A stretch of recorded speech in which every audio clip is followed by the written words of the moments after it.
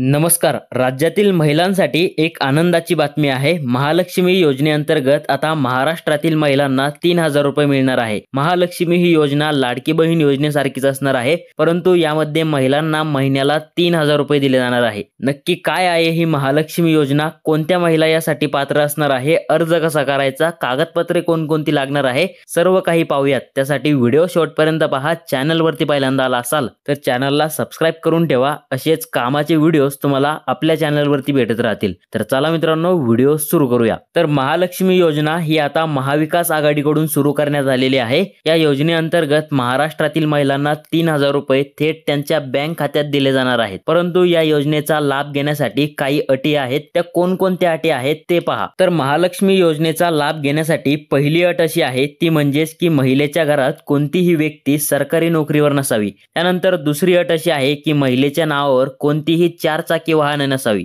म्हणजेच ट्रॅक्टर सोडून महिलेच्या नावावर कोणतेच दुसरे 4 चाकी वाहन नसावे. त्यानंतर महिला महाराष्ट्र राज्याची रहिवासी असावी आणि महिलेचा जन्म हा महाराष्ट्रातील असावा. तर या योजनेसाठी अशा काही अटी ठेवलेल्या आहेत. यासाठी कोणकोणते कागदपत्रे लागणार आहेत ते पाहूया. तर अर्ज करण्यासाठी महिलेकडे आधार कार्ड असावे, महिलेचे स्वतंत्र बँक अकाउंट असावे, बँक अकाउंटशी आधार कार्ड लिंक असावे, त्यानंतर रेशन कार्ड किंवा डोमिसाईल महिलेकडे असणे आवश्यक आहे. महिलेकडे मोबाईल नंबर असावा. लक्षात ठेवा, मोबाईल नंबर फक्त OTP साठी पाहिजे. त्यामुळे घरातील कोणत्याही व्यक्तीचा मोबाईल नंबर सुद्धा चालतो. त्यामुळे महिलेचाच असावा असं काहीच अट नाहीये. त्यानंतर महिलेच्या नवऱ्याचे आधार कार्ड आणि महिलेच्या नवऱ्याचा मोबाईल नंबर आवश्यक असणार आहे. मित्रांनो, एक गोष्ट लक्षात ठेवा, जवळपास ही योजना लाडकी बहीण योजनेसारखीच आहे. याच्या अटी, यासाठी लागणारे कागदपत्रे सर्व काही सारखेच आहे. त्यामुळे ज्या महिला लाडकी बहीण योजनेचा लाभ घेत आहेत त्या सर्व महिला यासाठी पात्र असणार आहे आणि त्या सर्व महिला यासाठी अर्ज करू शकतात.